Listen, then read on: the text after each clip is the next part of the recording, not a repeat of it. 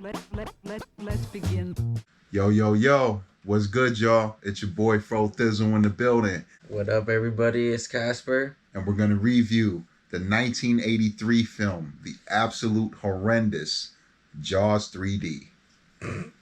Ain't nothing to it but to do it. So this movie was the only film that the director Joe Alves ever made. He started off as a production designer for some classic films like the first Jaws, Close Encounters of a Third Kind, and even the second Jaws film.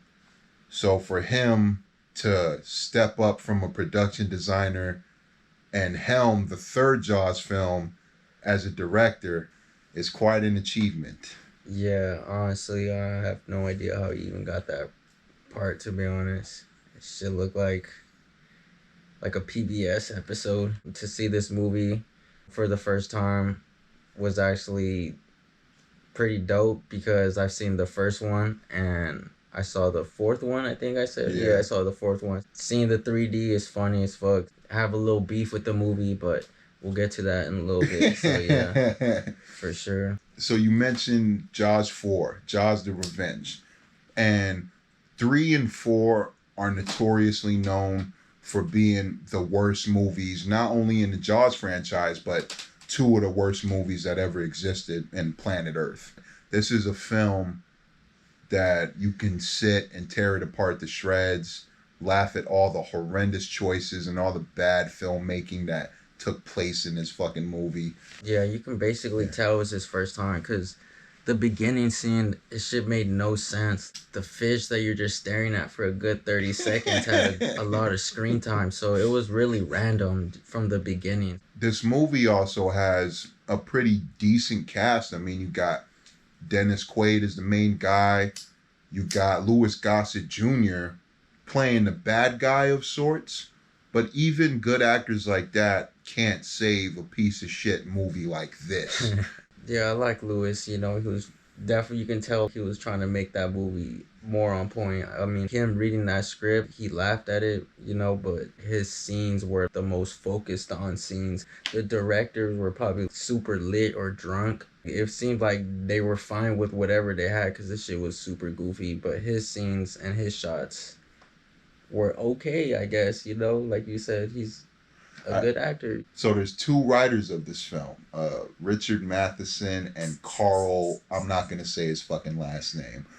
These guys wrote one of the worst movies that ever existed ever.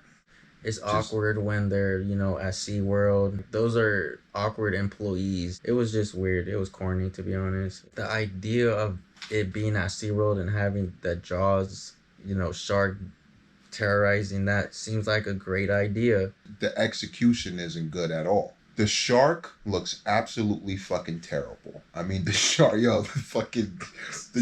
looks like fucking ass, yo. Like there's one hilarious part where the shark comes in like for attack and it goes for the backpack of one of the fucking divers and it looks like a sock puppet. It literally looks... It looks like a naked mole rat. It does look like a sock, like someone's hands in there.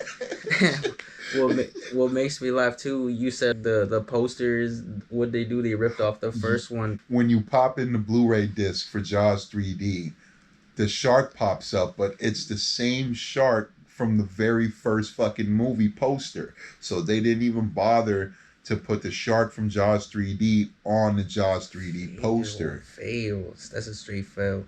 And what's crazy about that, people who worked on that movie have that poster hanged up somewhere. With proud achievement that they worked on it. So that's pretty comedy. Hell though. It is a good time to laugh at, to grab some popcorn and just pick apart every little thing that was wrong about this one. But there are painful moments. It does drag a little bit at some parts. You know, you're like, yo, come on, at least give me something. Give me terrible shark. Give me a terrible death. There is one decent death scene that I did like. It was the one where one of the divers is like trapped inside of the mouth and you see the teeth keep open and closing. That was one death scene that I did enjoy.